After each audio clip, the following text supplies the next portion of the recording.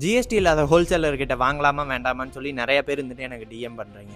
GST இல்லாத ஹோல்சேலர்கிட்ட வாங்குறது இருந்துட்டு உங்கள் ஓன் ரிஸ்க்கு.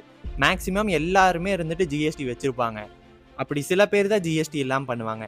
ஜிஎஸ்டி இல்லாதவங்ககிட்ட என்ன ட்ராபேக் அப்படின்னா, நீங்கள் ஆன்லைனில் வாங்குற மாதிரி இருந்தால் அவங்கள இருந்து ட்ரஸ்ட் பண்ணுறது ரொம்பவே கஷ்டம்.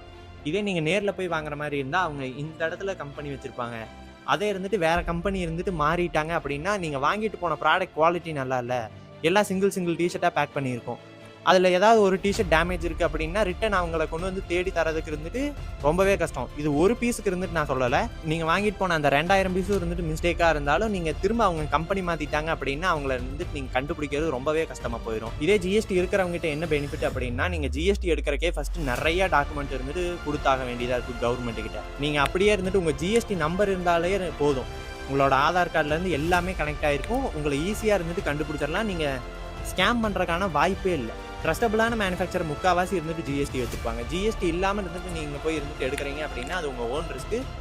நான் சொல்ல வேண்டியது சொல்லிட்டேன். இதே மாதிரி யூஸ்ஃபுல்லான கண்டென்ட் கேம்காக ஃபாலோ பண்ணிக்கோங்க. Stay tuned.